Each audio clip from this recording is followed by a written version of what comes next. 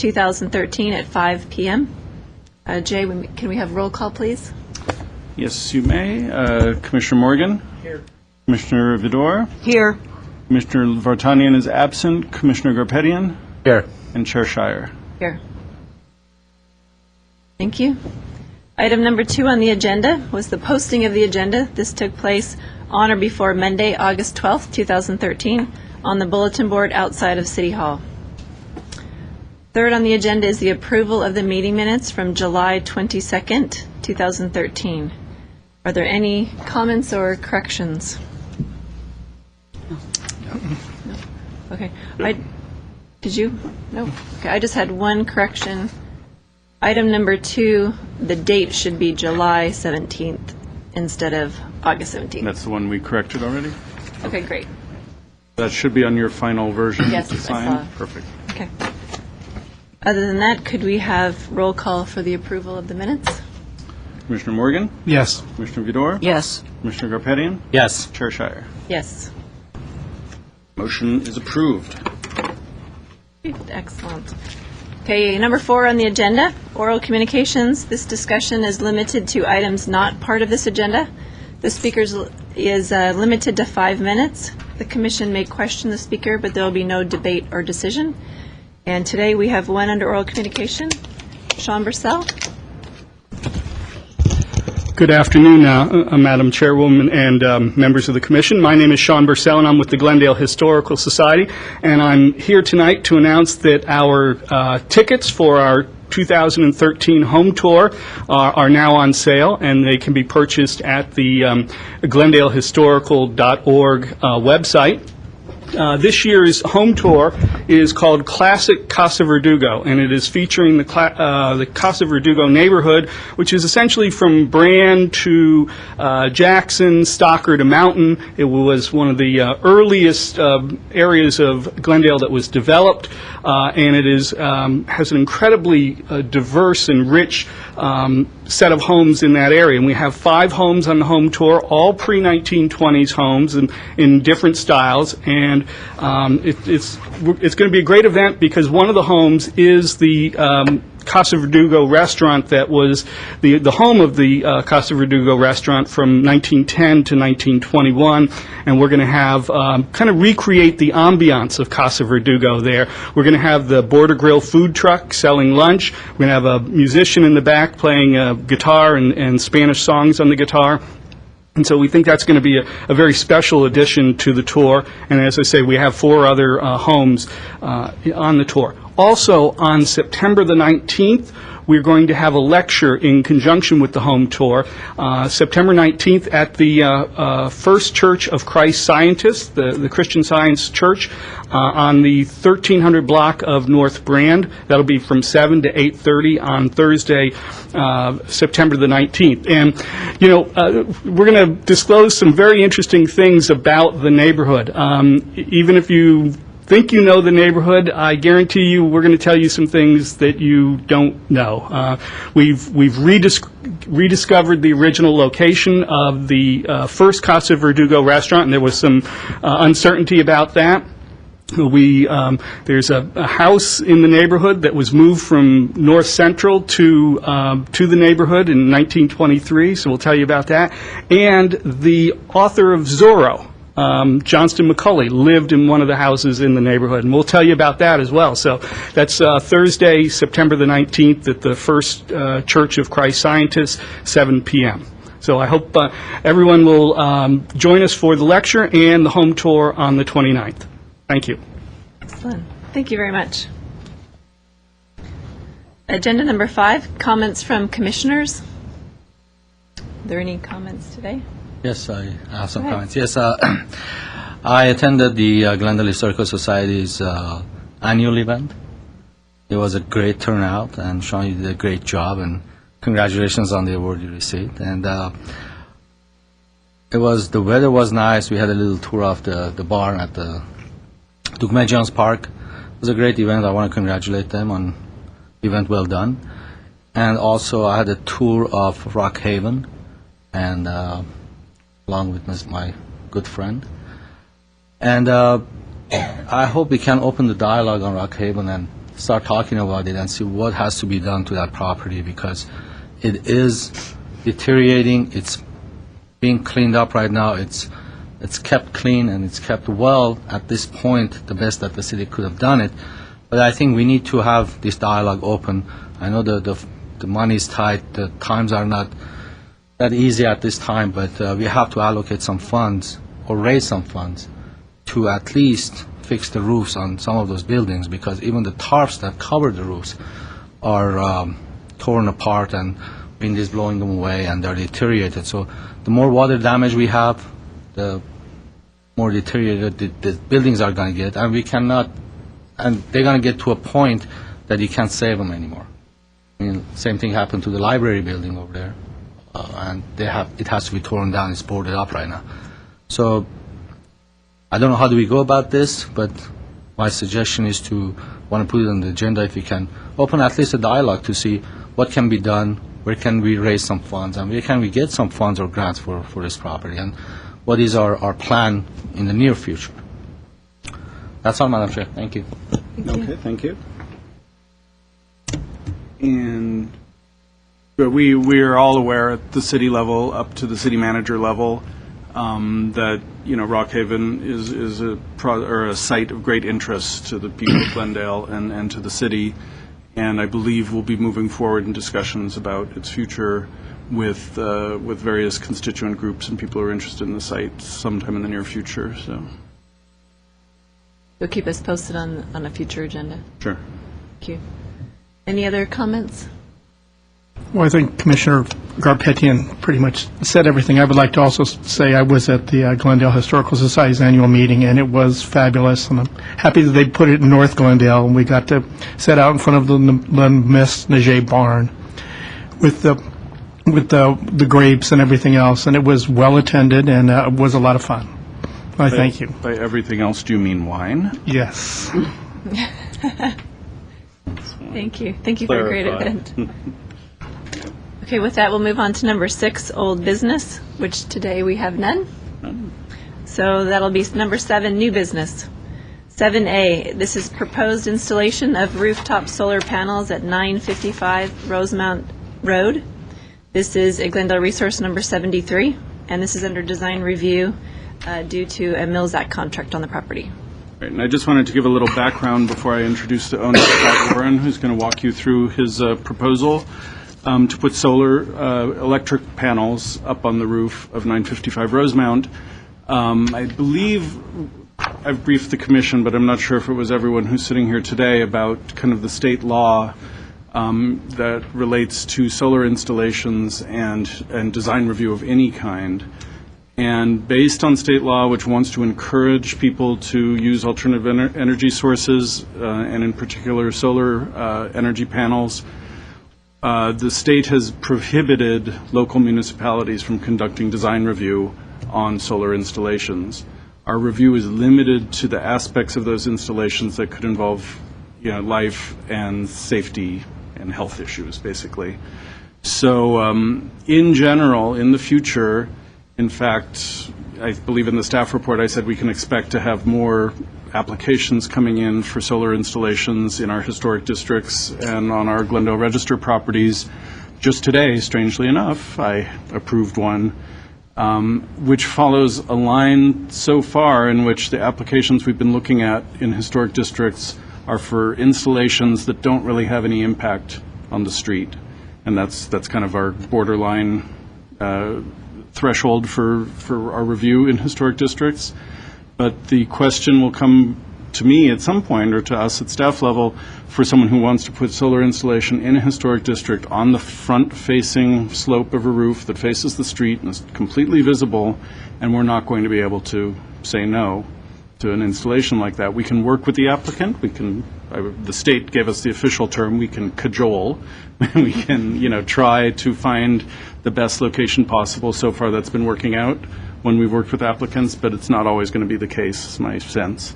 The reason we're here today for 955 Rosemount is because it has a Mills Act, and again, coming from the State Preservation Office, we were informed that the Mills Act contract gives us the ability to still conduct design review, even though the state law doesn't allow us to.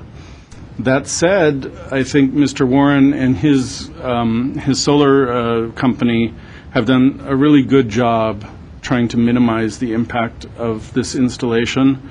We've worked closely, and he's gone through several kind of iterations and had people up on the roof doing mock-ups. So the project that's proposed today is something that at staff level we can recommend for approval. And that's based on an analysis of the Secretary of the Interior standards, which is in the staff report, which I can go over more in depth if you'd like, either now or when after you've heard the presentation. But then also, just in terms of the sheer experience of the installation from the neighborhood, the house, I have pictures I forgot to show you. Here we go.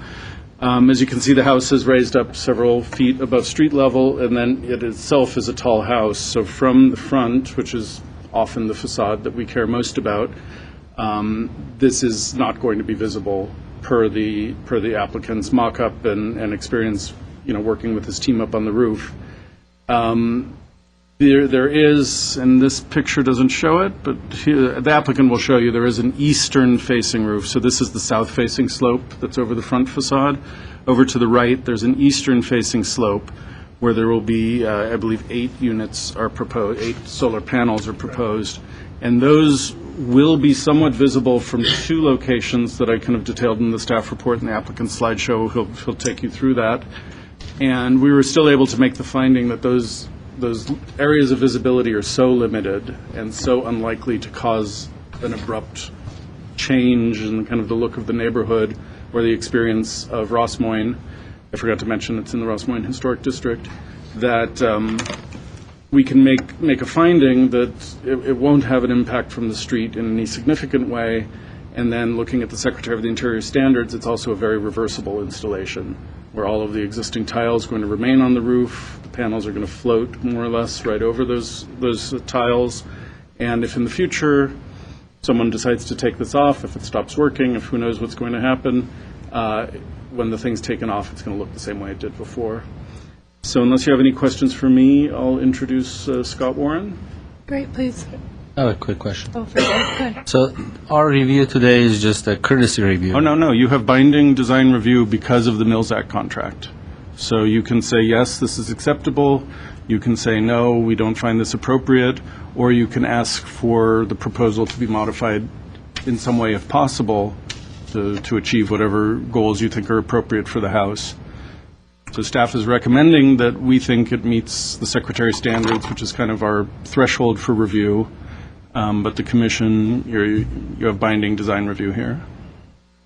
But I believe you mentioned that the state indicates that they can install the panels because there's incentives and they're pushing for it. Right. In any other situation, any Glendale Register property that doesn't have a Mills Act contract because it has a Mills Act. or that's in a historic district, we don't have any review authority. Okay. But once we have the Mills Act contract, and this extends also to neighborhoods where you have CC&Rs, if something like this wasn't allowed by CC&Rs, those take precedent over the state law. Okay. All right, thanks. Okay, Scott. Good afternoon. I'm Scott Warren. I'm the owner of this property at 955 Rosemount. It's a pleasure. Thank you for your time today. We've been working with Jay for a few months now to try to reach some kind of proper solution here. We're very lucky with the property because of its height. It's quite high in the front, and we. Oh, I'm going to. Sorry. So it's arrows in the bottom right corner. So this is actually a photograph that we took. We sent one of the people from Solar Optimum up to the top of the roof with an actual panel, and we set the panel at the line below the ridge where the panels will actually be, just to sort of see if we could get any kind of perception at all of the edge of the panel. And I know it's very difficult to see, but at the angle and the depth of the street, we really couldn't find any place from the front of the house where we could perceive the panels at all. So it's our plan and it's our personal requirement of the solar company that at completion, we're not going to be able to see this, and they've kind of guaranteed that to us, that it can be done that way. So I think we're pretty lucky that we've got this kind of depth here. So moving on, I thought we might put together a show that will kind of give you a kind of walk around the house and the neighborhood to see where we're going to have some problems, perhaps. Okay, so this is the Google Map satellite photo of the property. You can see the two sections of roof. Hey, Scott, That's you have to, south. if you stay near the microphone, I can move the mouse and try to highlight. Okay, so where Jay's indicating, that's the front of the house on Rosemount. This is where the 6 panels will appear, and we shouldn't be able to see anything from that point. The other piece of roof we're going to be talking about is the east side, and it is visible from a few different locations. You can see the neighbor's house to the east, to the right. The houses are very, very close, so when you're down in between them, you really can't see anything. It's quite vertical, and you know, I'm not certain if even with the placement of the panels that we have planned, you'll even be able to see them from there because it's just straight up. And I'll show you from the street what we're talking about. Is the house next to you two-story house or one-story? It is 2-story. Yeah. It's equal in height to our house, pretty much. Okay, so this is the site plan from the solar company. You can see the 6 panels on the south-facing roof and the 8 panels on the east side. The 6 panels on the south-facing roof, we'll see in a minute a more detailed picture of the site plan. You'll notice that they're closer to the ridge line of the roof than the east side panels. We did this to back them up from the street in order to even get more clearance from your perspective and to hide them even as much as possible. Okay, so this is another perspective just to the left. I just threw it in there to sort of give you a kind of a aperture of how the house moves. This is the detail of the front a little closer. This is in Jay's staff report as well, I believe, so Yes. you can take a look at that and any measurements you want to take a look at. If we could just add one thing here, if you could go back to the last slide. The fire department has regulations for these installations, and this line here is the ridge line, the kind of peak of the roof from the street. And ordinarily, the top of the panel needs to be 3 feet from the ridge line. But because in this installation there's nothing proposed for the north face of the roof, that minimum or that distance is reduced to 1 foot 8 inches. I'm sorry, 1 foot 6 inches. So we have 18 inches, and that was what allowed the panels to be pushed as close to the roof as legally is allowed. Okay. Okay. So I began walking east on the street, and you can see in the Google map the small X is approximately where I'm standing, our house marked with the A. And you can see it's very obscured by the trees and the house next door. So moving on, we still can't really see the east roof very well from the street. And these are the 8 panels that we're going to be installing. And these panels, you can see, are placed 3 feet, almost 3 feet 7 inches from the ridge line. And we did that at Jay's suggestion because, as you'll see in the next slide, I'm going to back up to that one. I'm going to zoom in here. There's sort of a continuation or a flow of roof lines from our neighbor's house, and that roof line behind that is where the panels will be on our east-facing roof. So at Jay's suggestion, we looked to move the panels down as far as we could from the east ridge line so as to preserve as much of that tile structure on the top of our roof so it would be sort of uninterrupted, instead of pushing them to the top and having a big black, shiny, obscure section that would hide the tiles completely. So at 3 feet 7, the top of the panels, each one of those overlapping tiles, by the way, is about 12 inches. And so I know it's pretty difficult to see, but there are about 5 tiles visible on our roof.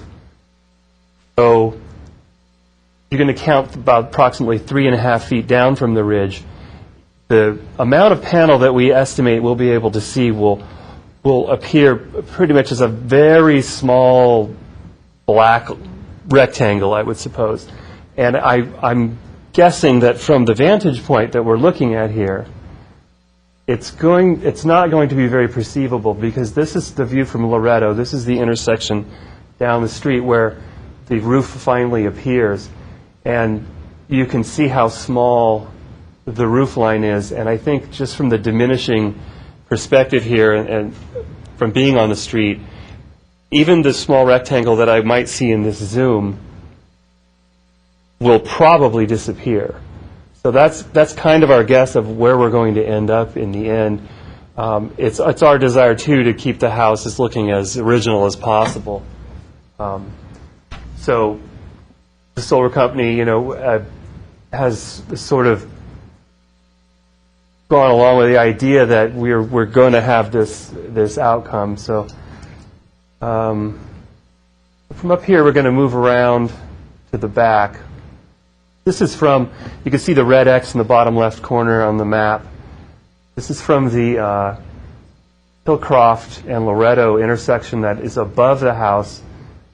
And the small circle indicates the area where our roof can be visible, but you have to zoom in quite a bit. And on this screen, it's pretty bad, but if you look on the monitor, one of the monitors, you can kind of see the neighbor's house there. That's the neighbor's house in the center, but there's a small American flag there to the left. That's sticking out of the front of my neighbor's house.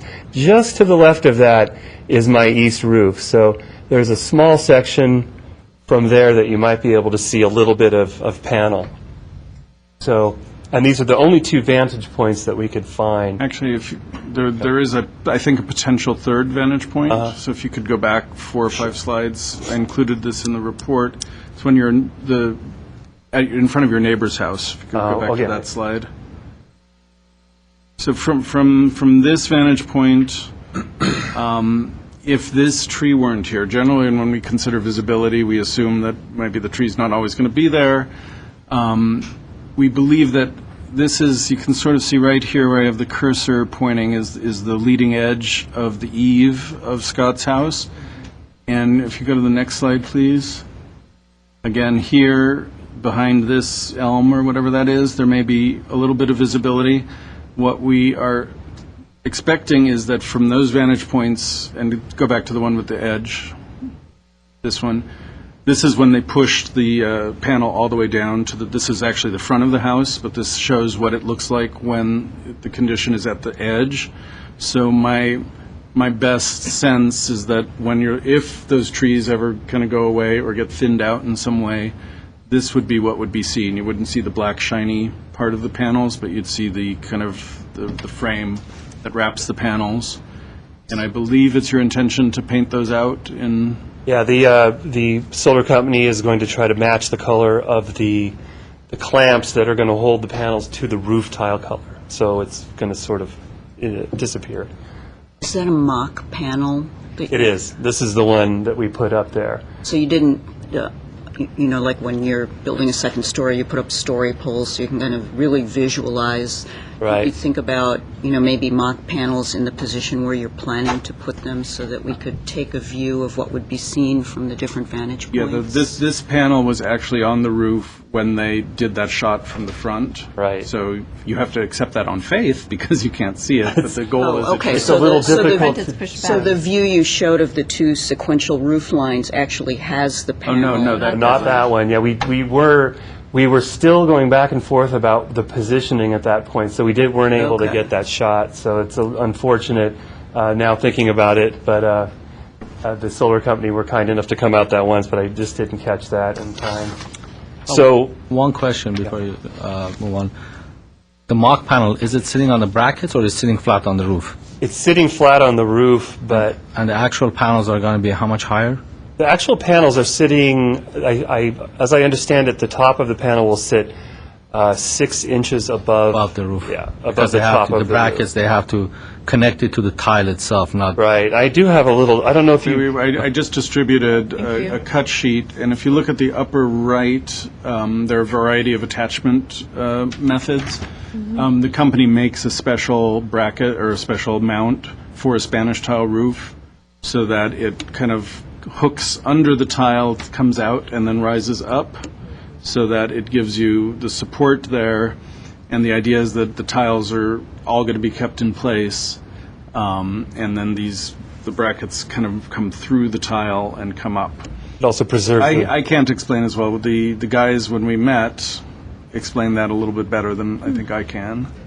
Do they have a detailed of that bracket and how it attaches, like a blown-up version? If The they do, company? we don't have it We don't today, have it. and I don't remember if they had Yeah, one. this is the extent of what I got from them, but I could probably see if I can drill down a little bit more with them. So it would be the second one from the top right, Exactly, yeah, the one that says Spanish tile, right? right? And the good thing about that bracket is that it preserves the water flow nature of the tile, so it's not interrupting and cutting no holes in the Do tile. you know how do they attach that to the tile? That's attached to the roof under the tile. So it's attached So to you the are- It's roof, structurally not- attached to the roof. Because that's not what the report says. The report says they're wrapping around the tiles, so it won't... I'm sorry, I wasn't clear in the report, but the intention is it's structurally mounted to the roof, and that's what Absolutely, keeps it that's from awesome. blowing away in the wind or anything. So you do have to remove a few Spanish tiles at the point the bracket connects to the roof. What they'll do is they'll remove the tiles and they put down, as I understand it, like a hot roll. So they'll a little bit of tar to protect the roof. They'll attach the brackets. They'll restack the tile, and so the brackets are sticking out from under the tile at this point. So they take the tile off, attach the brackets to the roof, and restack the tile in such a way that the bracket comes out between the tiles at this point. My understanding is that the bracket is going to, some of the weight will be resting on top of part of a tile, I think, and then the exposure of some of the tiles isn't going to be exactly the same. So if you have a 12-inch exposure, there may be points where it becomes an 8-inch exposure, but that's more, I think that would always be under where the panels are. Yeah, it'll be under the panel, but you'll definitely have some disturbance and loss of tiles with this kind of Well, installation. as presented, they said that the same number of tiles will be on the roof before and after. I included in the staff report what I think is the inevitable breakage, either when it's being installed or when it's being removed, and the fact that Spanish tile is still a material that's being manufactured very much like original Spanish tile, and that we would allow, even at staff level, a replacement of clay tile with new clay tile if that were necessary. So. See, that's what it says on the staff report. So the attachment method apparently allows existing roof tiles to remain with the solar panels raised by mounting brackets designed to fit around the tiles. And that's what, I think that statement was a little bit confusing to me. How are you going to fit around the tiles? So basically, it's the same, because they don't have too many different ways of installing those panels. First thing they do, they come in, they look at your roof. If your roof is old, they're going to make you replace your roof because they don't want to install the panels on a roof that doesn't have that much life left in it. So they will ask you to remove, not just you, any company that comes in, they look at your roof first. If it's not good enough for 10, 15 years, they will ask you to replace your roof. Then they put the brackets on the roof structure and put the panels on it. There's not too many different ways. They may have different brackets, but there's not too many different ways of installing these panels. So it's basically the same way of installing the panels. They don't connect it to the roof tile because the roof tiles are not going to support it, and they're not going to hold it in Right, place, especially in the wind. especially in wind. And this is a tall roof, so it's, It gets windy, yeah. Okay. All right. Continue, please. Sorry, I didn't want to. Oh, sure. So, like Jay said, this is the one point where we pulled the tile forward just to give you some kind of perspective on how thick it is. Okay, so what do we have left here? View from Loretto and the zoom again. Hillcroft and Loretto. Hillcroft and Loretto with a little bit of a zoom added. This final picture here is looking east. I've moved back down in the other direction down the street just to give you an idea of the perspective from down the street, coming the first position on Rosemount where the house becomes visible again from the west looking east.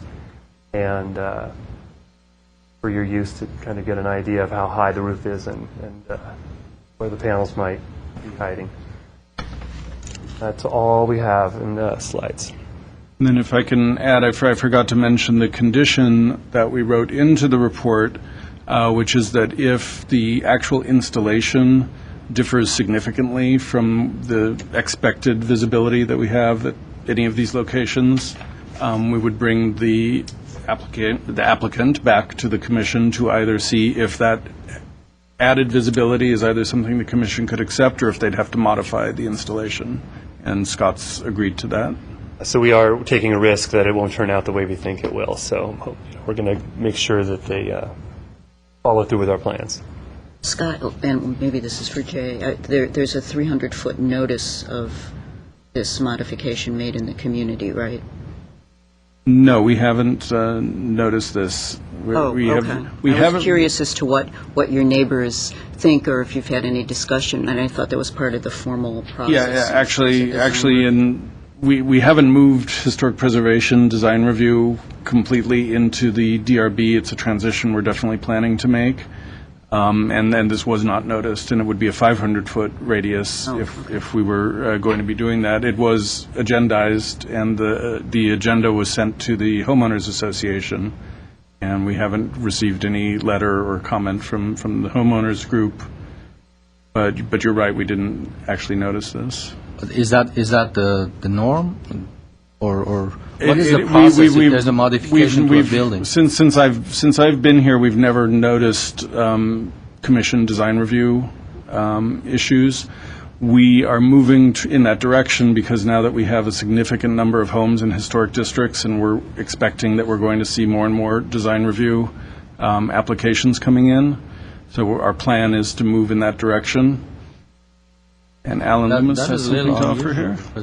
If I could make a distinction, this is design review relative to Glendale Register properties. I don't believe that the code or the ordinance requires noticing of that the way it would for design review of a non-registered property in a historic district.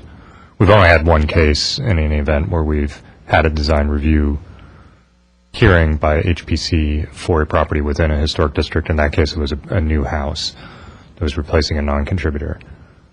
The other technical issue is, under the ordinance, if the Director of Community Development believes that a project meets the Secretary of the Interior standards, it doesn't have to come to the Commission.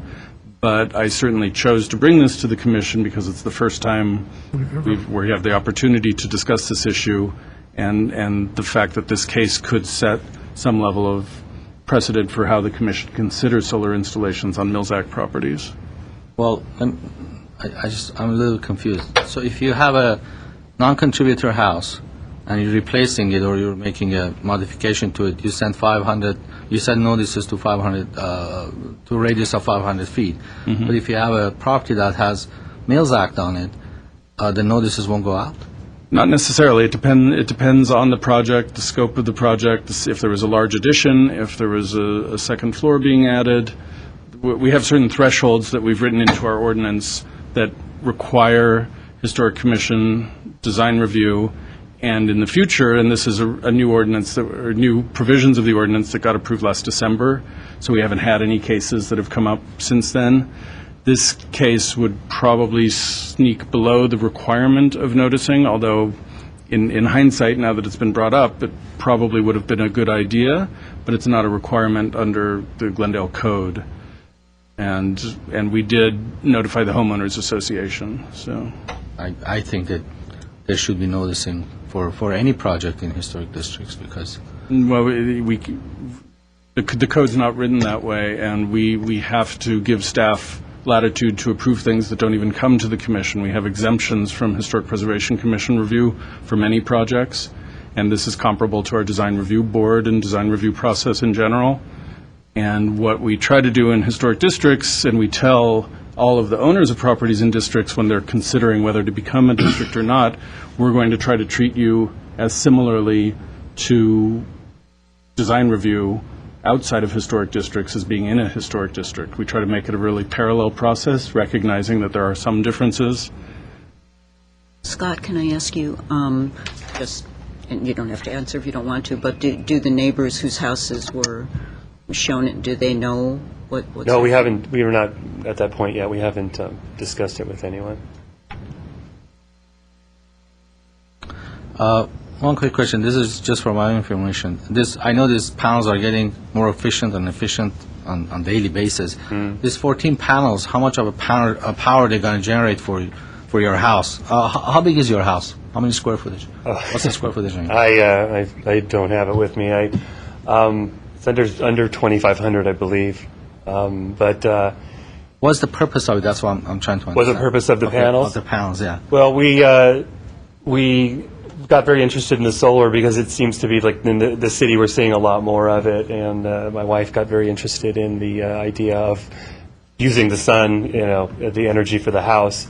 And what it'll essentially do is replace the power. What they do is they estimate how much power you're using, and the amount of panel that they install is designed to replace that power. So they don't go over and above to sort of generate extra power to sell back to the utility or something like that.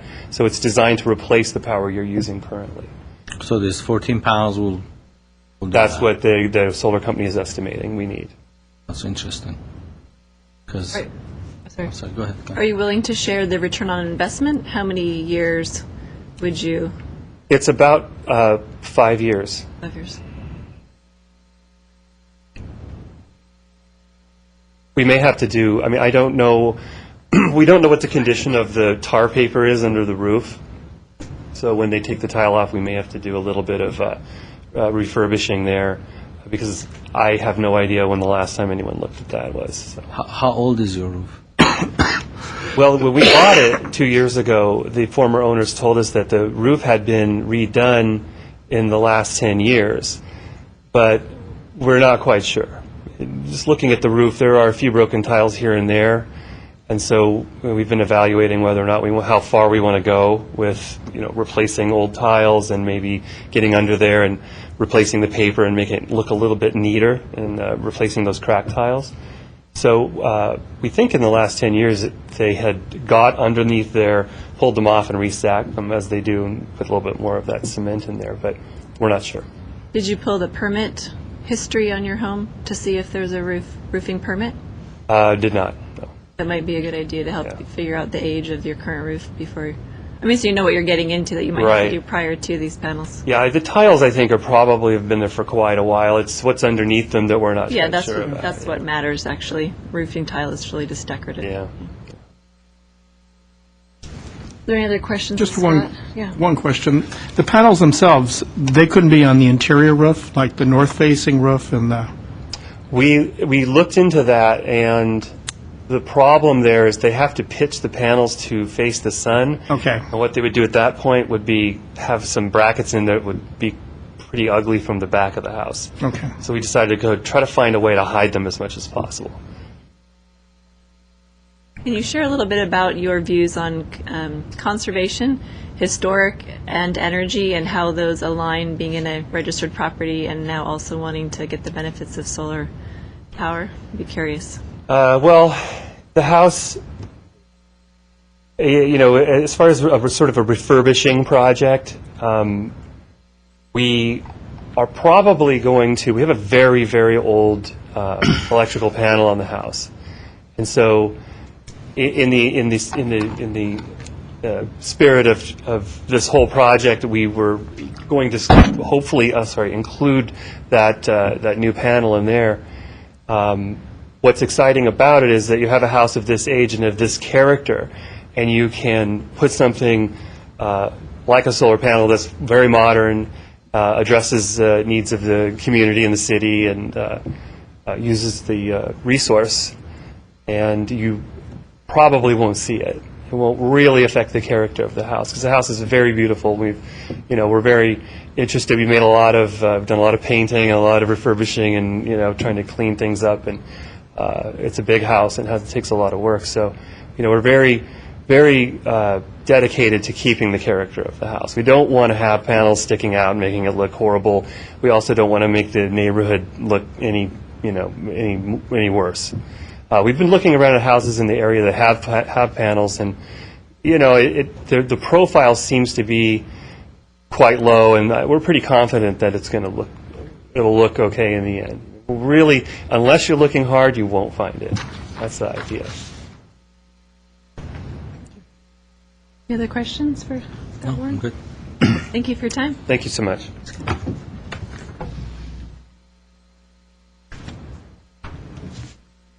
Okay, we'll close the public session and then discussion among the commissioners. Go ahead. Where's Scott? Oh, he's leaving. Well, I just wanted to thank, that's okay. I just wanted to thank the owner of the home for going through the process of being very diligent about how to do this properly. Personally, I think highly of, obviously, historic preservation, but also energy conservation, and in principle, the idea of having solar panels is very appealing to me, and certainly like the idea of people wanting to use solar energy. And I think you're pretty close to a solution.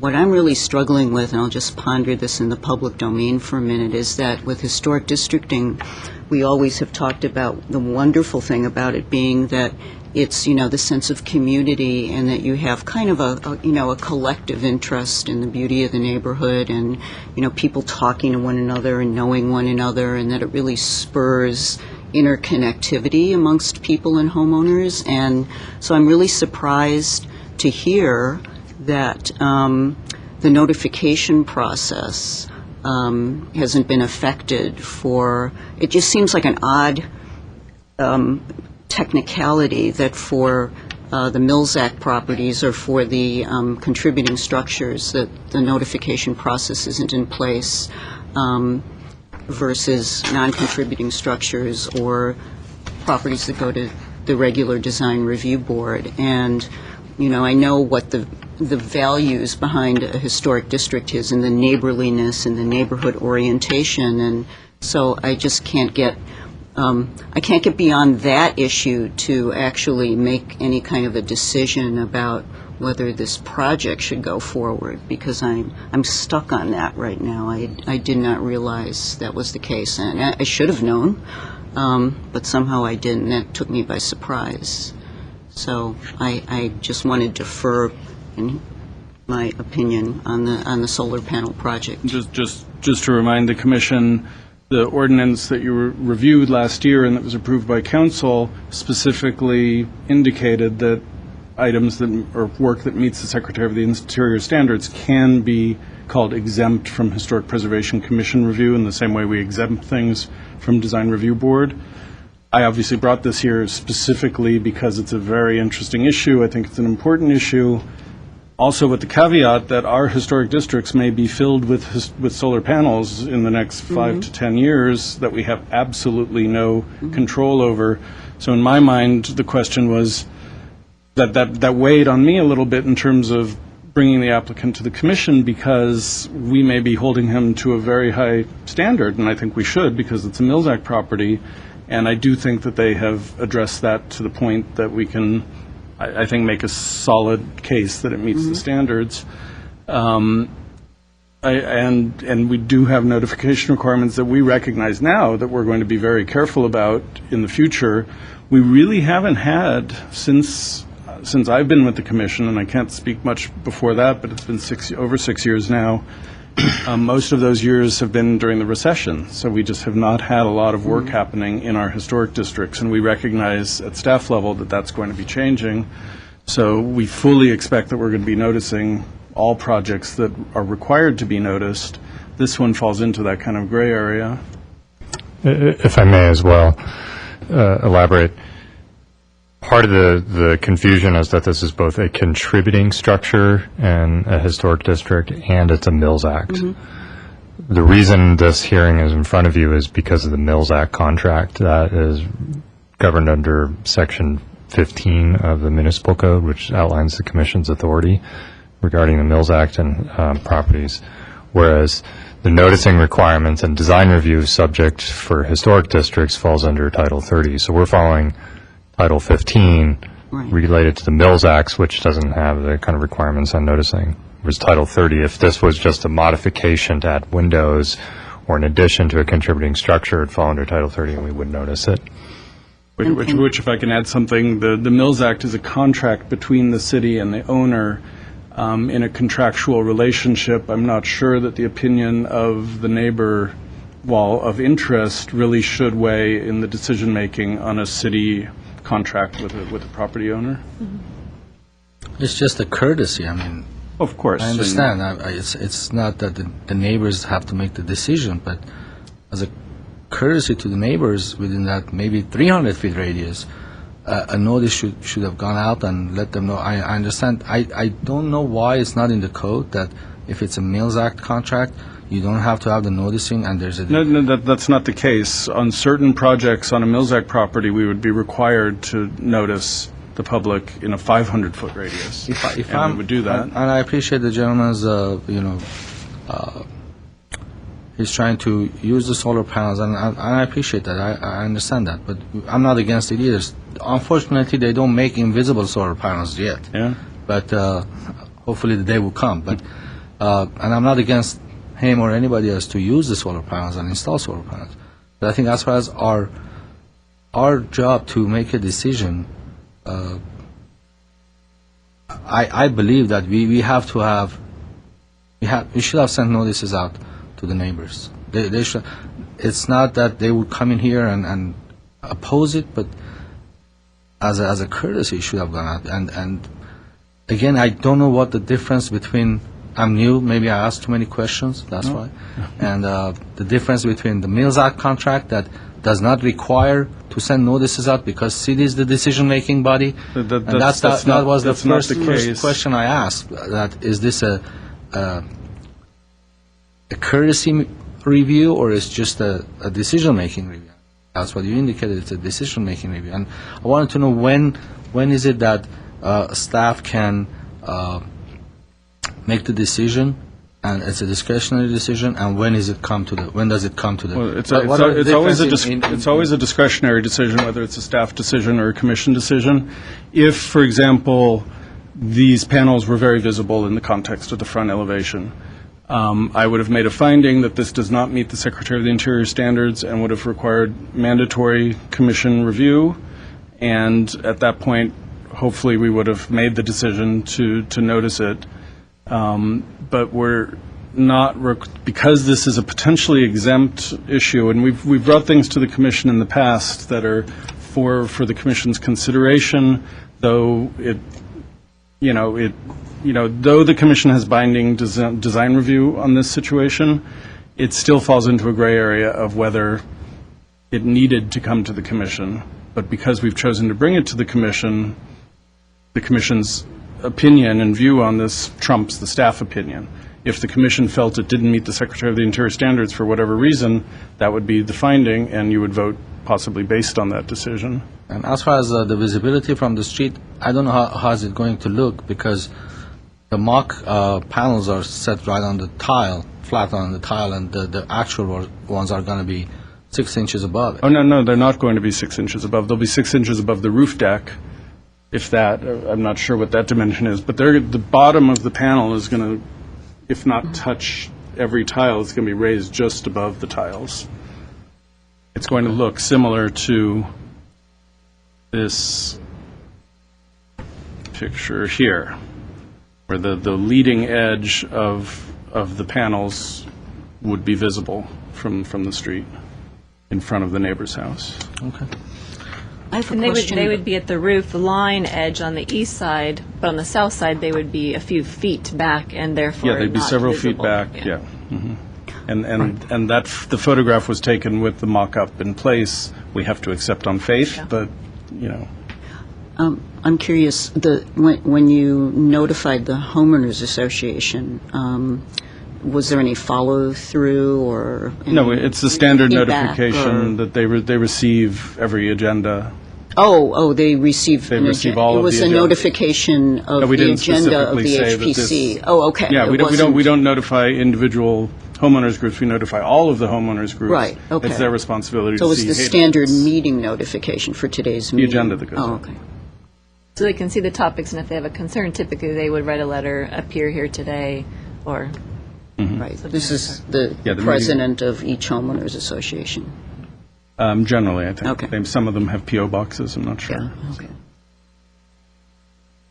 well, I just want to say that I really appreciate the homeowners' due diligence in providing us all of the information, photographs from all angles and many different streets and views, working closely with staff to place these panels in the least visible area to preserve the historic integrity of the home. I think it's really important.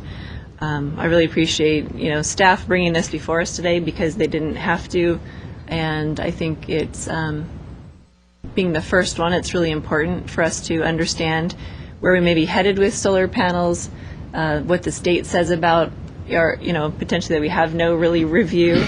However, because of the Mills Act contract, we have, that design review opportunity. So I think this definitely kind of, sets precedents, but I think with the Mills Act, it gives us some leeway depending on the home that comes before us and the placement of the solar panels to deny, to try to find a place to put them that are, less visible, or to work with a homeowner that's willing, to place them in an area that really preserves the integrity of the home.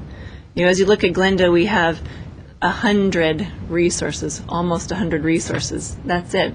So we have thousands of homes that have opportunities for solar panels that we really would care less about.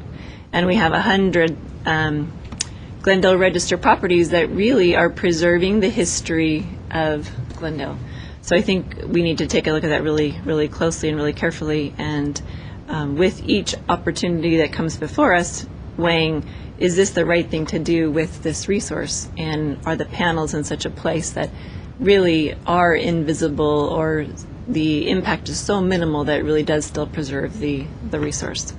And so I think with the study we've seen today, would have loved to see, I think in the future, actual enlarged details of bracket, how it fits around tiles, how the tiles are placed underneath, because I think it's easy to say by a salesperson that there will be the same quantity of tile, the same place, they won't be impacted, but they will be.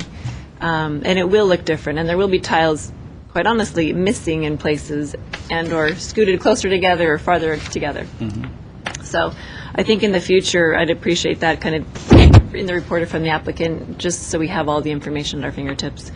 But overall, I don't see anything that I can't say that I think that the homeowner and staff was the most responsible they could be with placing these panels in the best possible location to minimize the impact. So I think if the other, commissioners agree, and that in the future, this isn't setting precedents that we allow solar panels no matter what on Mills Act properties, but that we always have the review opportunity and say, that would be great. And that's an important point. Individual decisions by the commission aren't precedential because we have to take all of the factors into account, and every case will be different. So. Are there any other thoughts by commissioners? It's pretty much everything's been said, but I agree with staff on the fact that it does meet the Secretary of Interior standards, and the main thing is it is reversible. As the technology for solar panels changes, they may be able to lap it over the tiles itself, and you'll never see it at all. So maybe Really tiny.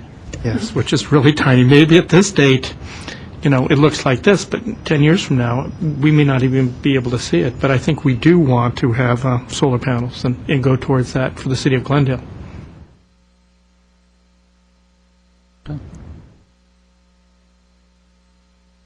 Any other comments, or otherwise we could take a motion on the floor?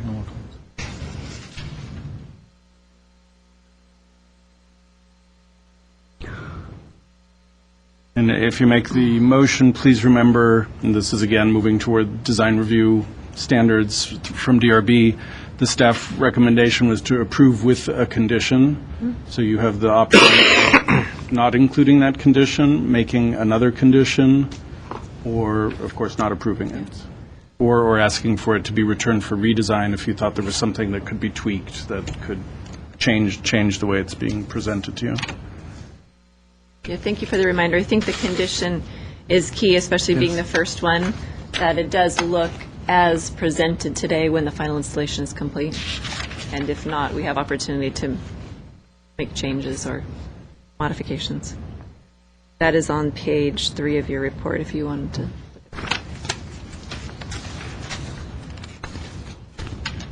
With that, do we have a motion? No? You don't have a motion? Would someone like to suggest a motion? Yes.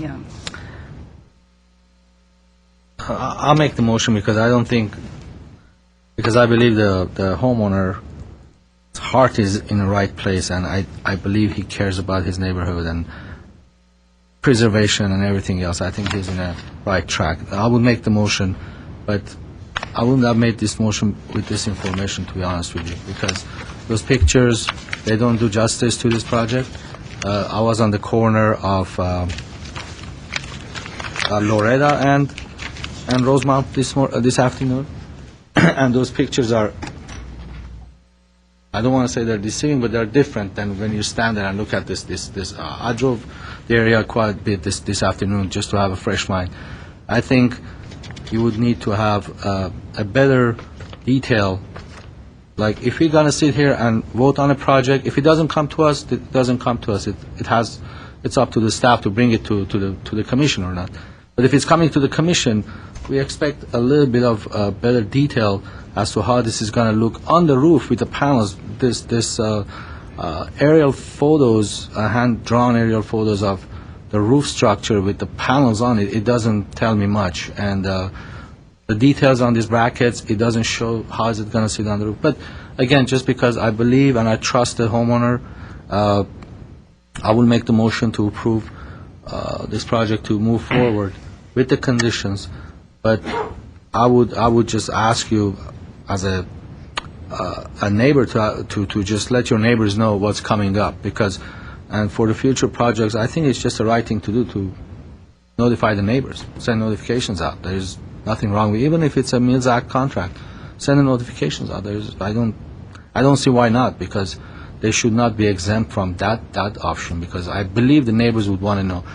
Homeowners associations may get notified, but believe me, they're all busy. They can't chase every project and notify the neighbors. It's our job to let the neighbors know. And again, until they come up with invisible solar panels, this is the issue we're going to have, and we're going to struggle with. So I'll make the motion to approve the project with conditions. Is there a second? As long as we know what the conditions are. Conditions. Yeah. I'll read the conditions. Right. To clarify, the condition is, I won't read the whole thing, I'll paraphrase.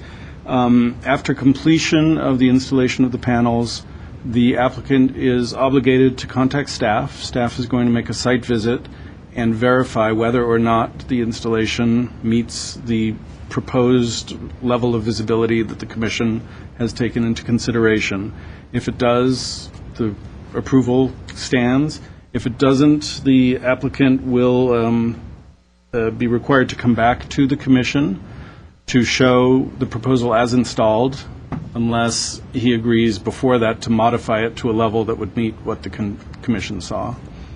So the basic motion is to approve with the condition that staff will review the installation for consistency with the approval. And if it is inconsistent, the applicant will be brought back to the commission to Make modifications. Right. either see if, as installed, it's actually acceptable, or the staff decision will have nothing to do with Secretary of the Interior standards or anything else. It will purely be, is this more visible than what was presented to the commission? Yeah, basically right now it's good faith statement. We are taking it on a face value as to this is not going to be visible, or it's going to be visible. They did some mock-ups, and we have reason to believe it's going to be close to what was presented. So. Okay. With that condition, is there a second? I will second it. Roll call, please. Commissioner Garpetian? Yes. Commissioner Morgan? Yes. Commissioner Vidor? Yes. Chair Shire? Yes. Okay, it's approved with a 4-0 vote. Great. Approved Thank with the you. condition. Approve with condition.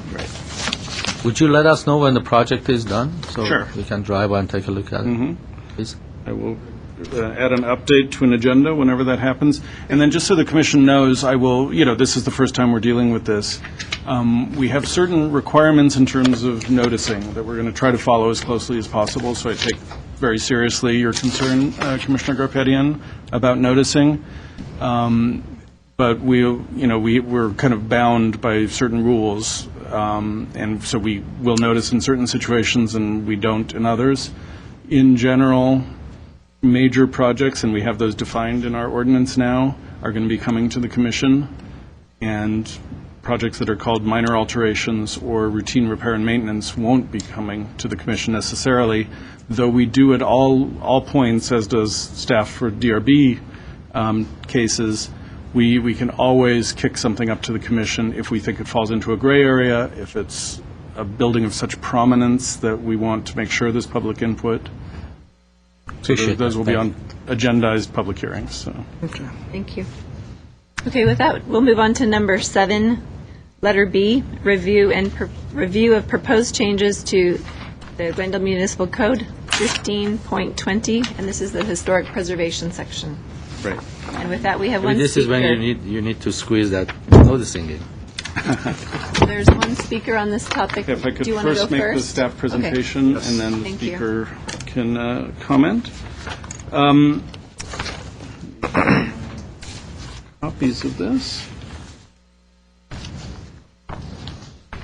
As we mentioned earlier, in fall of last year, the commission reviewed some fairly substantial changes to section or Title 1520 of the Glendale Municipal Code, which is the section that governs, it's called historic preservation, but it focuses on Glendale Register resources and other designated historic resources, which could be National Register or California Register resources. And it pretty much, we added a bunch of new definitions to enhance what we thought was an ordinance that was a little weak and didn't necessarily follow the standards that have been established by the State Historic Preservation Office.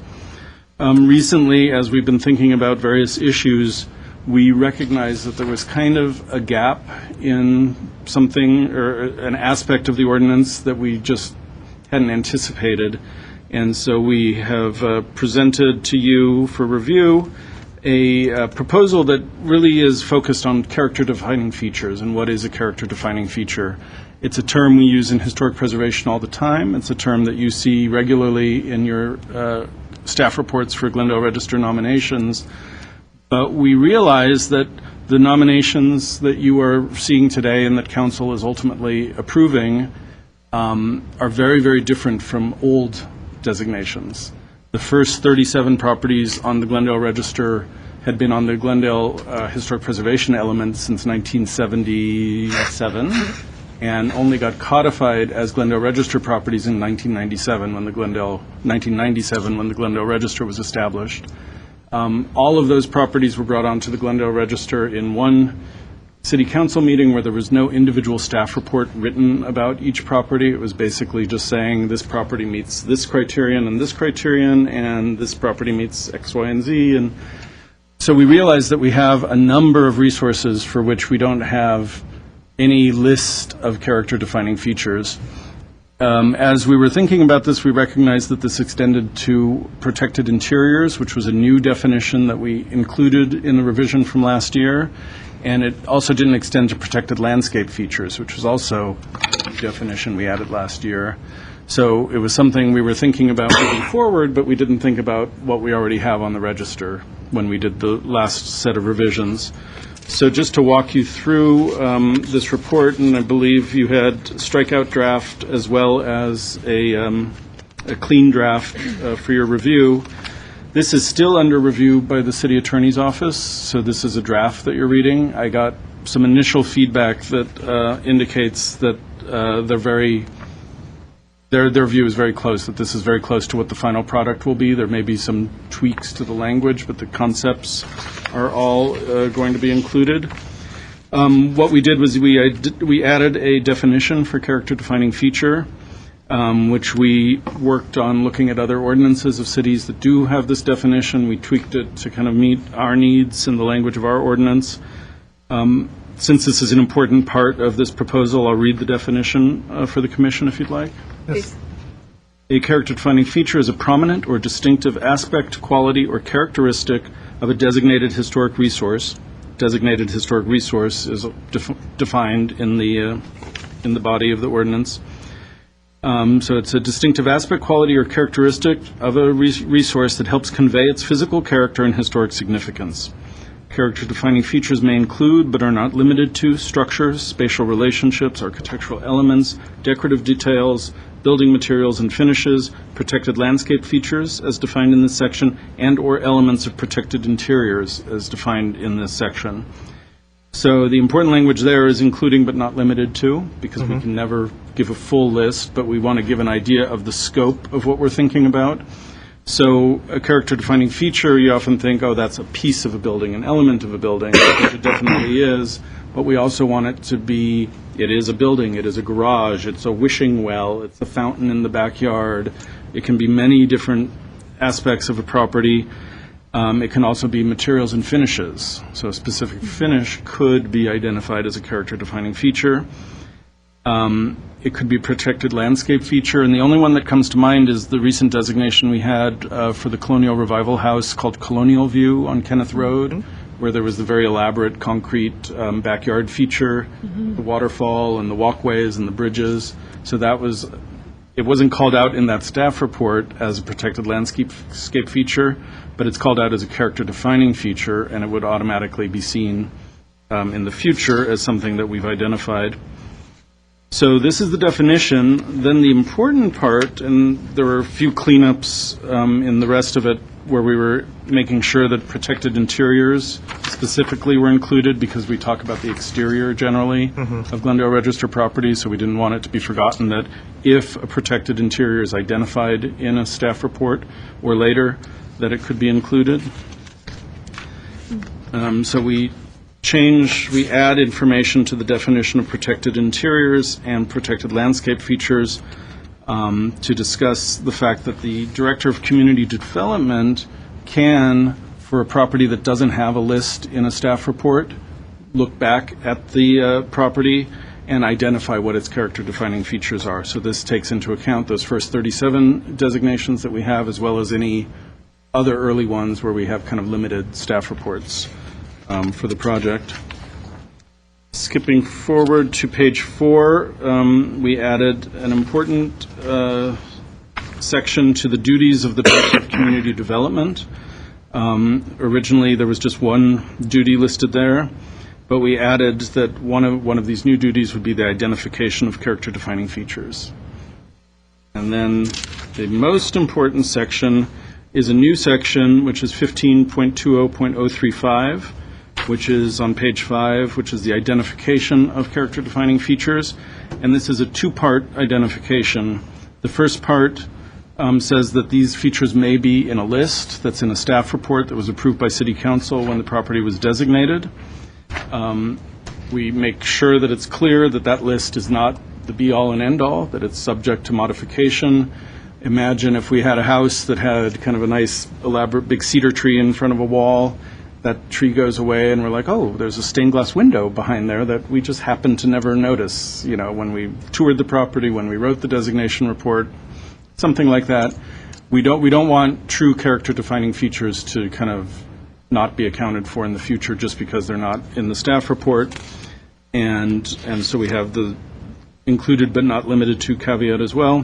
Then section B of this new section 035 indicates how the Director of Community Development may identify character-defining features of properties that are already designated or looking at a list from the staff report.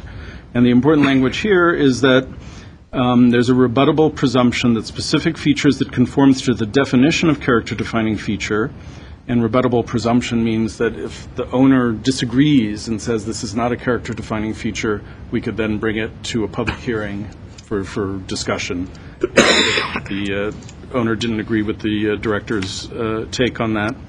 So there's a rebuttable presumption that features that conform to the definition and that date to the property's original construction or to later significant alterations. So we accommodate, thinking about the Secretary of the Interior standards, the fact that later alterations can become significant on a historic property. And basically, this Section B gives the Director of Community Development the ability to identify those features. So we felt that this was kind of a gap in the previous work that we did, that we thought this was a great time to rectify it. If the commission approves it, we'll wait until the city attorney weighs in on it. If the city attorney has any substantial changes, we'll bring it back to the commission at the next hearing. If they're just kind of modest changes, which I think is what we can expect, we would then move forward to city council for approval of the ordinance language. Okay.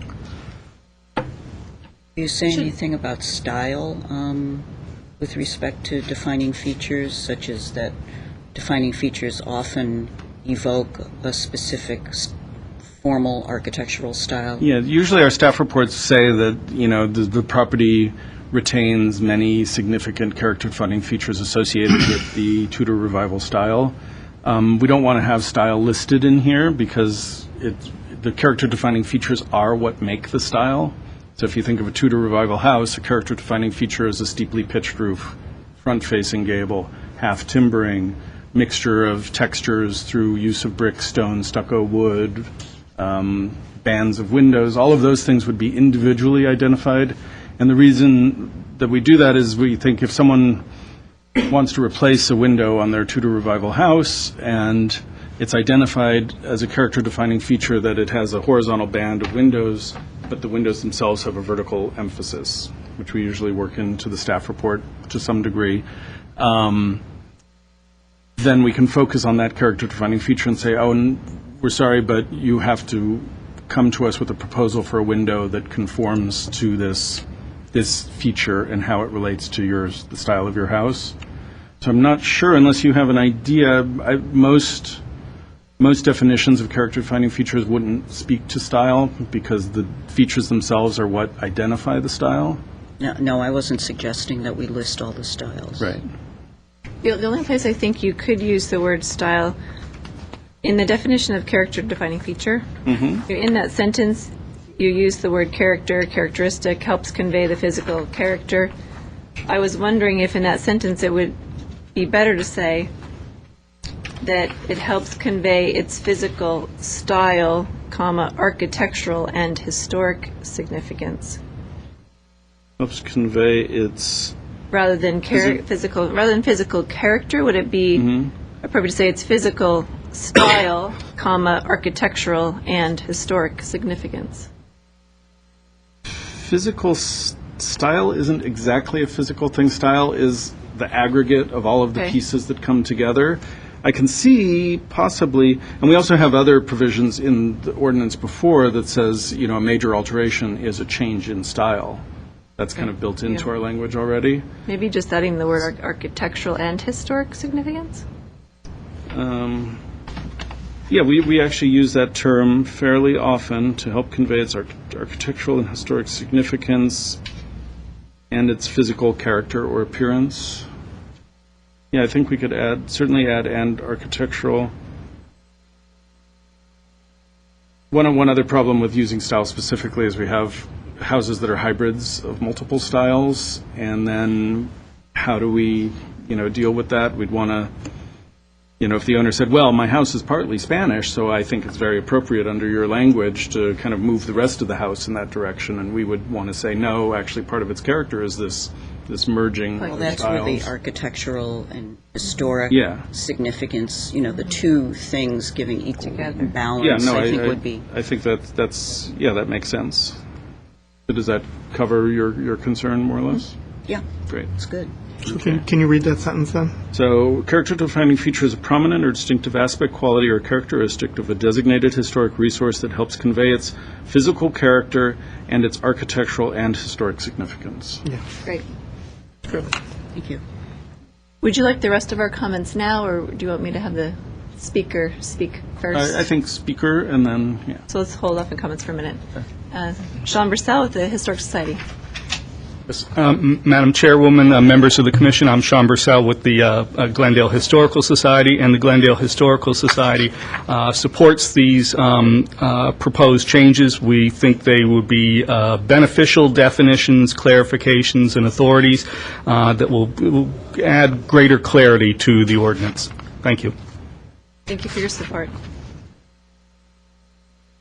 Okay, we'll close the public session and back to Commissioner comments and/or suggestions, corrections. I have a question about protected interior. I've been talking about this for a long time. Preservation, not only for the historic properties, the contributors as well as properties that they deserve to be preserved, not because they're historic, they have that character that deserve to be preserved. I think the interior is important. I know I can't tell my wife what kind of a cabinet she can have in the kitchen, but there's some elements inside the houses that needs to be preserved, like the iron railing if you have a staircase, like the hardwood floors, like some of the door styles or door handles if they're functional. As I mentioned before, I've been involved in restoring many homes, and that's what we did. It's not just the outside of the house, but also some of the elements inside of the house that shows what era that house is from. And some houses, they have different styles of ceilings. Some are curved, some have pointy ceilings, some have flat ceilings in the same house. And I think that's important to keep or preserve when you're remodeling a house or when you're trying to protect the house or preserve a house when you're doing work on it. I wanted to have you maybe elaborate on that, what the new code language is going to be. Mm-hmm. Also, if not for today, for the future meetings, I want to put it on the agenda and find out. We had a language in the code that said preservation is from the public right-of-ways view, wherever the house is visible from the public right-of-way.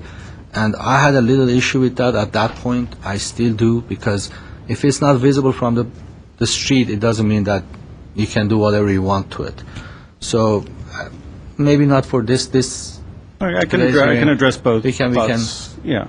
If you could, I would appreciate it. Thinking about interiors, as Jay Platt, lover of architecture and preservation, I agree interiors are completely important to the whole story that our buildings tell us.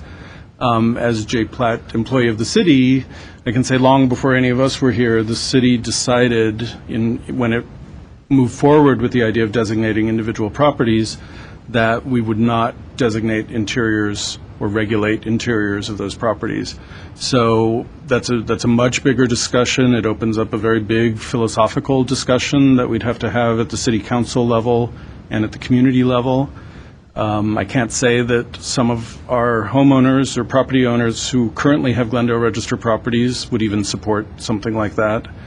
Although some people keep their homes in pristine, beautiful condition and enhance every aspect of the interior, it's not always the case, and it can be heartbreaking when we know that a Glendale Register property with a Mills Act contract, a person can gut the interior of that house. And I agree that that is not perfect preservation, but in terms of how this city has chosen to pursue preservation, it was a decision that was made a long time ago.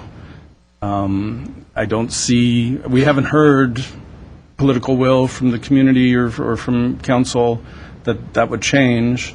And most cities do not regulate interiors of designated resources. We've actually studied that at the commission. We've had a couple of study sessions over the years, including one 2 years ago, maybe. And so we researched what local municipalities do. A few do regulate interiors, including Los Angeles, Although I have to say, with the number of properties, they have over 1,000 properties individually listed in LA, and I used to live in one of those properties, and I know that the level of regulation and oversight is very weak. It's just impossible, and I think it would be hard for us at our staffing levels now to really look at interiors carefully. But aside from that, it's really a big philosophical question, and the city's already made that decision. In terms of visibility from the street, that term has application in section 1520, and we've defined it. But we regulate all exterior portions of Glendale Register properties, whether they have the Mills Act or not. That includes buildings in the back, it includes paving, it includes windows on the back. Everything is regulated that's on the Glendale Register, and that's why we think of it as our highest level. In a historic district, and this is also the will of the city and the way the ordinance was written, in a historic district, we only apply the historic district guidelines to things that can be seen from the street. And that was part of the whole political discussion made when the ordinance was written.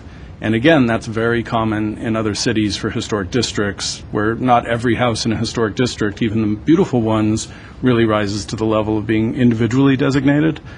And the view of a historic district is we're looking at the grouping, the ensemble of buildings, and how that reads from the street.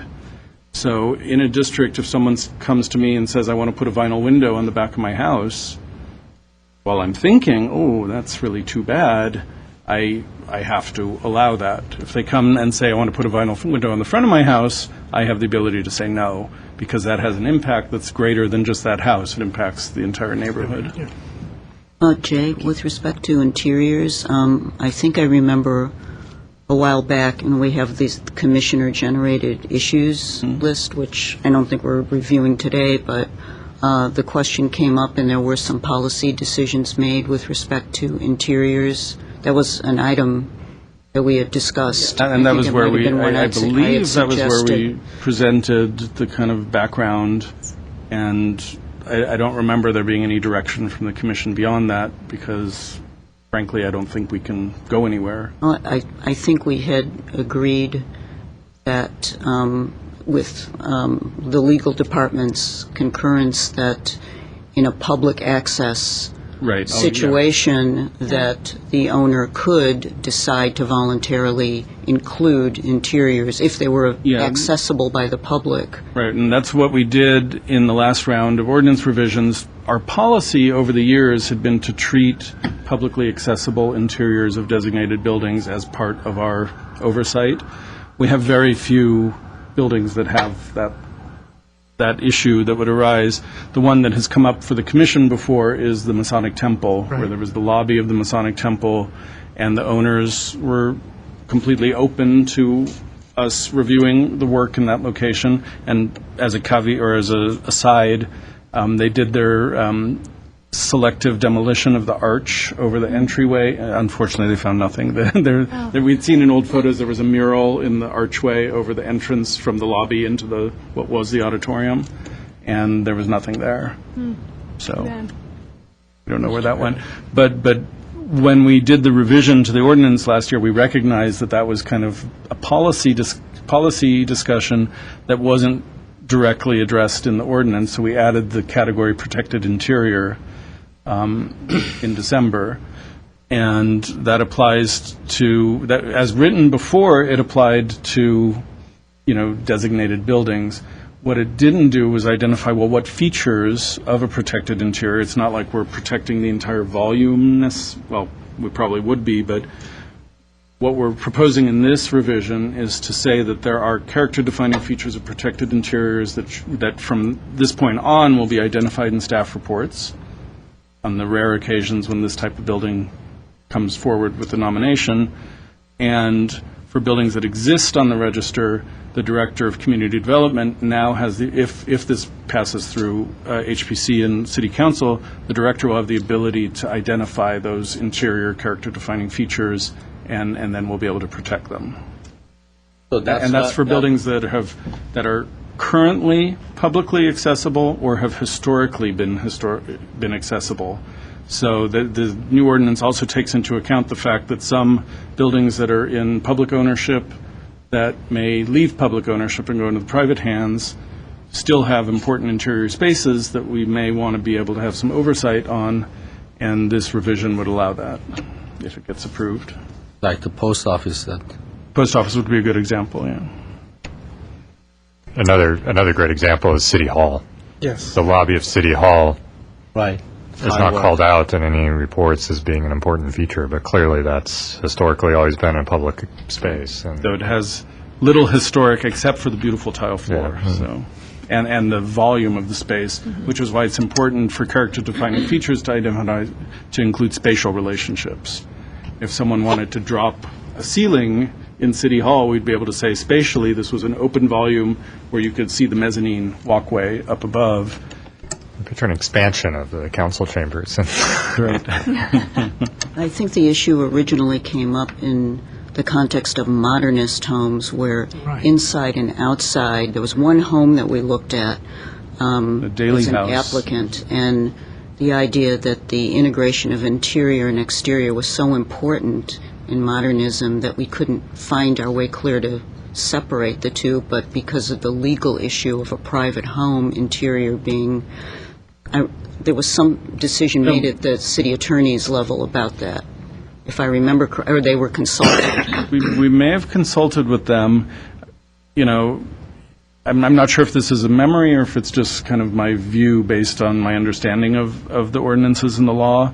If we said that a person in a Spanish colonial revival could gut their house, even if they had the Mills Act, and we couldn't stop that from happening, I'm not sure how, based on style alone, we could say this house is going to be treated differently. Kind of, it goes down to equal protection under the Oh, Constitution. right, I that don't wouldn't know. make any sense at all, but I think the decision came back to the commission sounding more like a private residence is just off limits in terms of Yeah, I regulating think there's- on the interior, but that might have been one of the rationales that we actually didn't discuss, but that's absolutely correct. Yeah, I think the dividing line is public accessibility, customarily open, and I changed my own language here because at first I said open, and I was like, well, business can be open, but you still might have to get buzzed in or something. But so I said, and customarily physically accessible to the public. And, you know, and this part of my view also comes, New York City has a special landmark category for interiors. It's a separate designation, so theoretically you could even have a designated interior in a building that itself isn't designated. And the great example there is there's a beautiful Skidmore, Owings, Merrill Bank building on Park Avenue that has a giant vault that's, 5 feet from the plate glass window, and it was a way to say, hey, we are rich and powerful, and here's this amazing vault that we can store your money in. But you can't And- get into it. Well, it often was open, and then there was bars. I think you could get in for safe deposit boxes and all. And when I was just there last month, I walked by, and it's now Daffy's or something. The bank is gone, and the vault is still there, and now it's being used to display clothes that are for sale. But so, and so even there was a decision that they couldn't regulate that interior because it wasn't considered a designated interior. So, yeah, there a lot of philosophy on the dais today. Okay, so we owe you some comments on this. Right. I have a few, unless others, okay. Just wanted to make a comment, Jay, on page 3, Okay, you're on the strikeout draft? strikeout draft. I mean, it would relate to the other as well, but page 3 at the top, it looks like there's a space missing. The last sentence of that after 15.20. Of this code? Yeah. Actually, the city attorney's dropped of this code completely. Oh, okay. So we're just going So to say that'll change sections anyway. 15, 20, and 35. Okay. 30 and 35. And then as you go down on that page, letter F, the Okay. first sentence there is a little awkward. This was so hard. I think we have a double negative, potentially the not is not inconsistent. I don't know, I was wondering if we could say, Yeah, this was taken through several layers of staff, and this is what we came up with.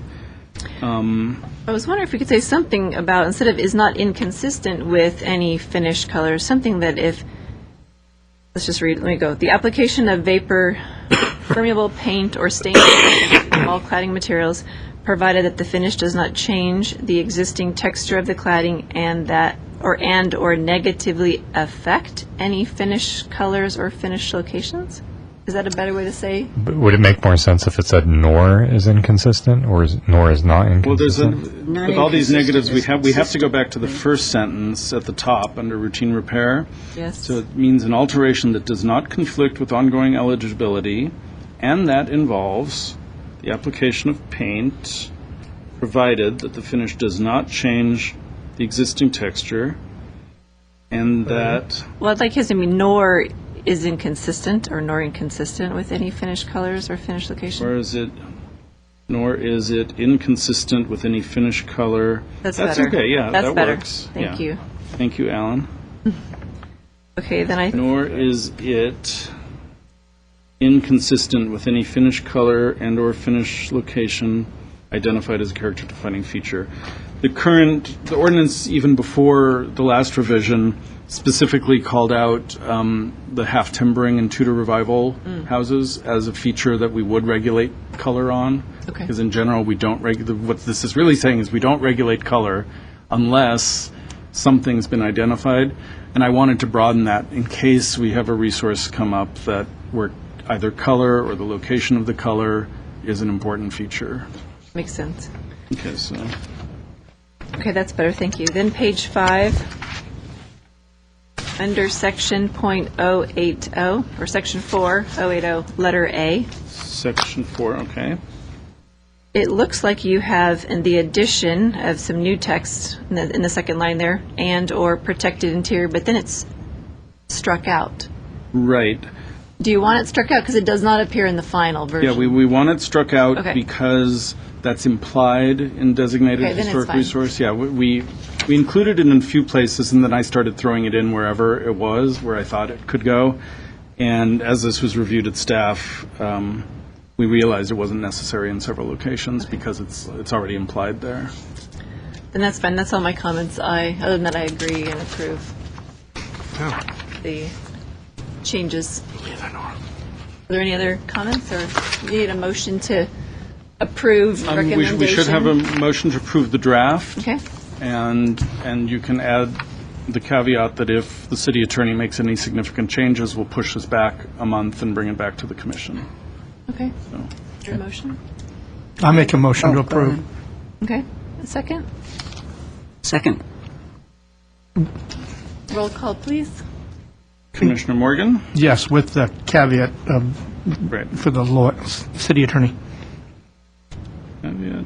Okay, Commissioner Morgan is a yes. Commissioner Vidor? Yes. Commissioner Garpetian? Yes. And Chair Shire? Yes. Okay, 4-0 vote to approve the draft of the changes to Title 15.20, pending concurrence by the city attorney in substance, if not to the letter. Perfect. Thank you. That will move to agenda item number 8, planning division updates and informational briefings. 8A is an update on the possible closure and sale of the Glendale Post Office. This is a Glendale Register number 32, and it's located at 313 East Broadway. Okay, I believe as we were meeting last month, we made the announcement that there was going to be a public meeting for the community held by the Postal Service, and that occurred 2 Thursdays ago, I believe, in the City Council chamber. I wasn't able to attend, but from what I've heard, there were a number of people there, most of whom were very protective of keeping the post office in its location, and also people who were concerned about its historic nature. Since that point, we are now in the comment period, so anyone in the public or individual commissioners, if you would like to issue a comment. I don't actually have the information with me for where that would go, but anyone could contact the Planning Division at 818-548-2140 and ask for Jay Platt if you're coming from the public, or any commissioner can check in with me, and I could get you the address and the person to whom that should be directed. The city is also going to be taking a position on this. The city's position is focused on keeping the post office in this location. And we believe that based on our Glendale Register status, as well as National Register status, for what that's worth, that regardless of the outcome, whether the post office stays or if it's sold and a new owner comes in, we have some significant protections that would prevent this building from losing its historic character. The ordinance you just discussed could apply to it if there were proposed changes to the protected interior. But the city's take is that this is the civic center. This is a major civic focal point, and it has been since it was built in 1934, and that the city would like to see the post office stay here.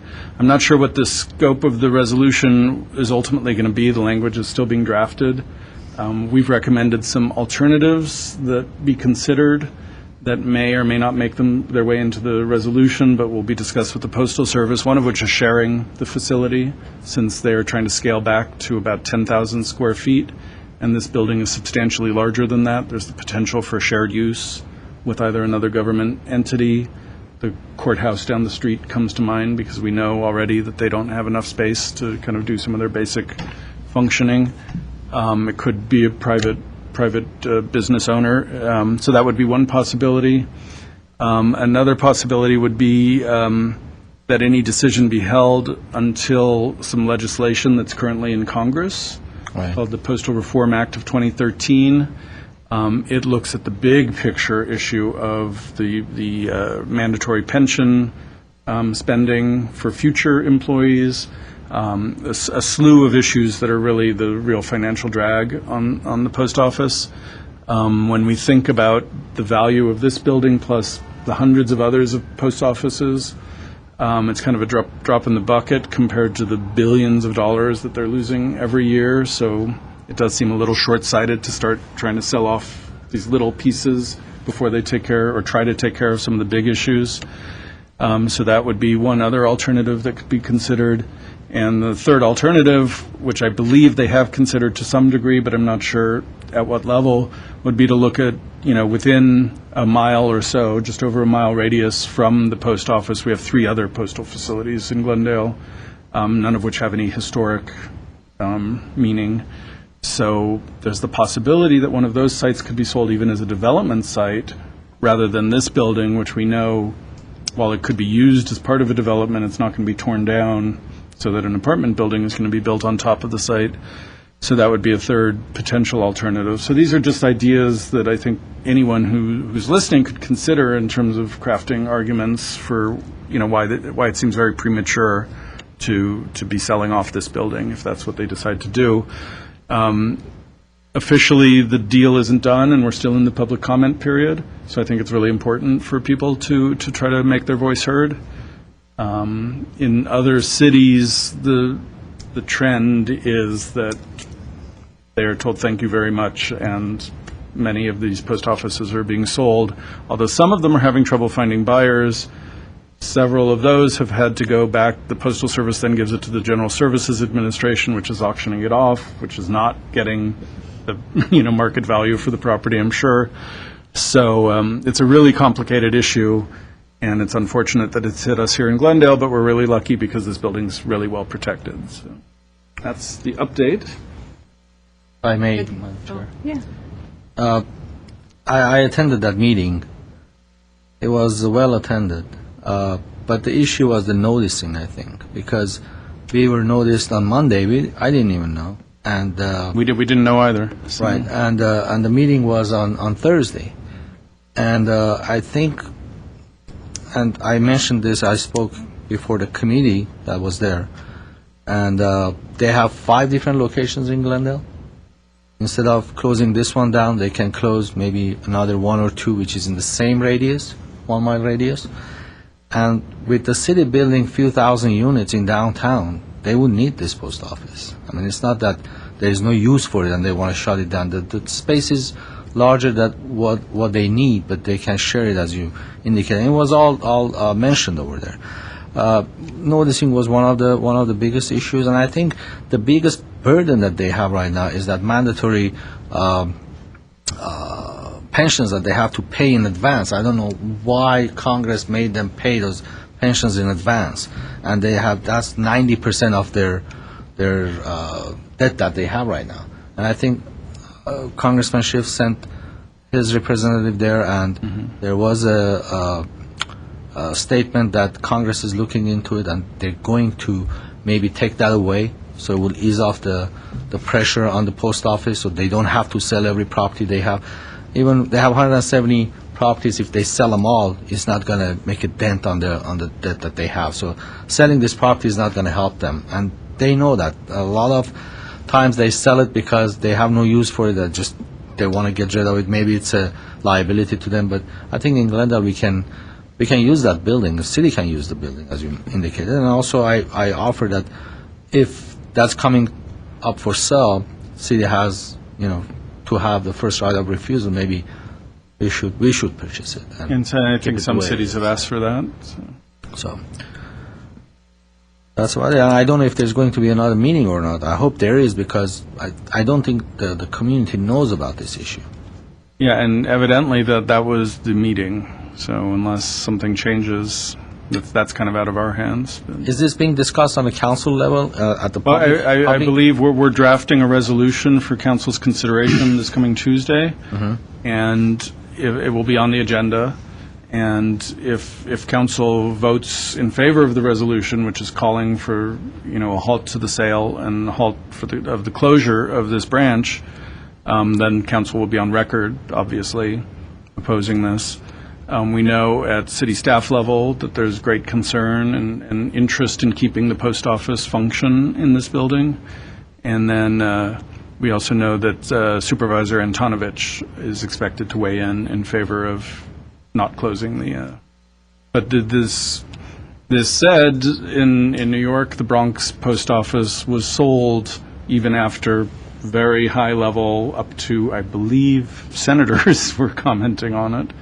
So the Postal Service does own the building ultimately. Just for the record, I believe that the council discussion of this resolution on Tuesday is going to take place at their 3 p.m. meeting, not at the ordinary time at 6 p.m. Thank you. Well, thanks for the update, and just keep us posted as progress is made in any direction. Sure. Okay, next on the agenda is 8B, an update on the work status at Lorelei at 330 Kempton Road. Well, look, I forgot to show you these pretty pictures of the post office under construction. Oh. That we found we were going through our files here, and we found these, and Wow. none of us knew they were around. So we gave a set to the library for special collections, and then we kept a set here, and then we scanned them all. So we have a full series that even shows what looks like a Craftsman fourplex, or maybe a house, that's up on cribbing, it's on wheels, I think, at that point. So it was ready to be moved off the site. So it'd be fun to see if that house still existed Landed somewhere. else. Yeah, had a happy landing. But so we have the full sequence of Great. construction photos, which is pretty cool, Amazing. including the interior of the hallway before the ceiling was painted. So you see all the plaster work, pretty fresh but unpainted. And then if the building is ever, I haven't been in the back area, so I'm sure it doesn't look like this with these cool light fixtures anymore, but it does show that there is a big, wide-open space in the mail sorting room that if it does end up being sold and reused, it has kind of some interesting potential in that area. All right. Thank you. I forgot about those. So Lorelei is the house at 330 Kempton Road that came to the commission 2 years ago. So some of you remember this, and it's a Glendale Register property, and illegal work had been begun on the property on this, where'd my cursor go, this kind of studio space that was kind of down the hill from the house, and there was a proposal the work was done illegally, so a stop work order was issued. We brought this to the commission. The owner's architect kind of fleshed out the plans with staff advice and came to the commission with the proposal to legalize the construction of this below-grade studio space, construction of the new pool in a new location, and then this kind of freestanding backyard feature, which is a kind of a bar and seating area. The commission approved this project in large part because the existing house was untouched. The commission did ask that an area back here, and I only included this rendering, but there's an area back here where an illegal addition had been made by a previous owner, not the current owner, this is kind of the master bedroom and bath area. So an illegal addition had been made in this area, and the commission approved legalizing it but modifying it with a new wall and a new roof structure that kind of worked with the design of the house. This project has languished for 2 years without any permit being issued, but a month and a half ago, let's say, we finally got a set of drawings that addressed all of the other issues that were not related to the historic house, but that had been done in the interim. And there were also some zoning issues with the amount of space in this addition. So the new proposal calls for the enclosure of these 2 arches, so this doorway and these 2 arches on the left side. These 2 arches are going to have to remain open to the air, and then the roof, the decking over this area is going to turn into a trellis area that will then have, the railing will then go around that roofed area, so that it's not considered floor area under the city code. And that is where things stand now. So the project is fully permitted. I believe work has already started. And once we hear that it's final, we'll make sure that everything that was approved is actually what's on the ground. So it's been kind of a long process, but it's forward with all legal permits. Thank you. And I guess that was a request from last month. Yes. To discuss this. Thank you very much. Okay, the last on the agenda, Second to last, that's right. 8C, update on funding for historic district gateway signs. So last month, again, we talked about signs for the districts. It's been a while since the districts were designated, and we haven't moved as quickly as I know some residents of the areas would have hoped. But we now have identified funding through Public Works, the Public Works Department, to cover the costs of the signs and their installation. For North Cumberland Heights and Ross Moyne, Eileen might have the number, 24 signs, 22 signs?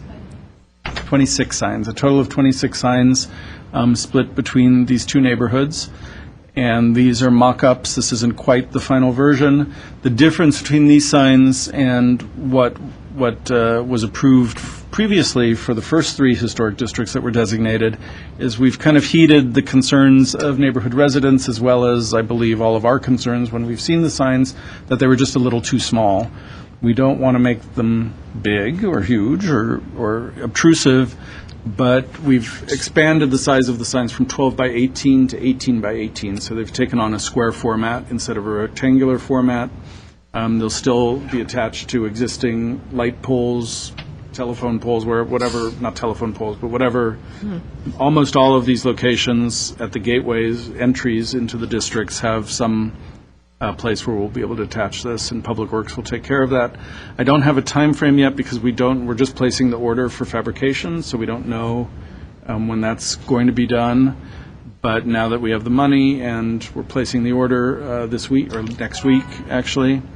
So is this the color, the actual color? This is the color? This is close to the color, and this was all background approved is by that- the commission. The white that you see in the old city seal isn't there. That's just graphically, that's the only way we knew how to drop the seal in. Okay. So it's going to have this kind of beige background, brown lettering. It's similar to the colors used for historic signage throughout the state. And the commission approved the font and the color and all of that, 3 years ago now, or 2 years ago. So that's our update. Thank you. Moving forward. Okay. there. Is there any provision with Public Works to replace the signs in the first 3 districts with the updated new ones? Or is that another discussion? Well, I was really hoping that no one would ask that. Least of all, I would never have expected it from here.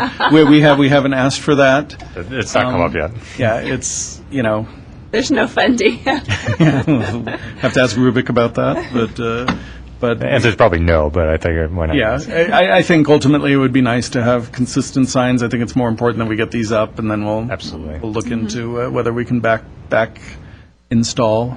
So.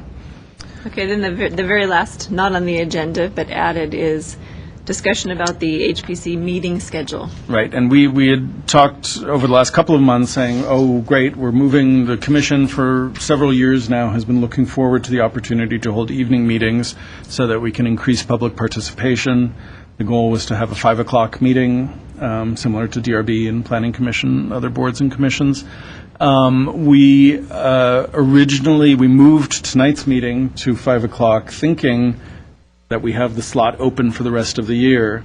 What I didn't realize, and no one told me until it was too late, GWP has called a special meeting for next month that would interfere, and then our design review boards had taken the two other dates that we wanted for November and December to switch out for their holiday schedule.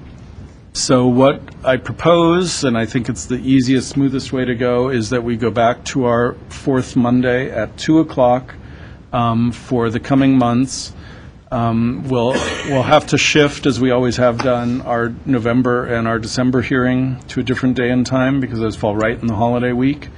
And I haven't figured out which dates because we have to check all of the other dates to see what's available. But what I do propose is that instead of what we normally do, which is combine our November and December meetings, I'd like to propose that we hold November, or at least schedule November and December meetings, because we have kind of a backlog of Glendale Register nominations coming up, which I think we'll easily be able to get done before the end of the year because we want several of those to be able to get to council for the Mills Act before December. But if we then realize that maybe we don't need to have one of the meetings, we can just go ahead and cancel it. So at our next meeting, I'll propose a schedule for the rest of the year, and then we're told that we have free and clear access to the third Thursday of every month at 5 o'clock, starting in January. So we'll start 2014 with our new schedule, and that will go on forever that way, until we change it again. Excellent. If we're ever. All right? Thank you. So with that completes the agenda. Meeting's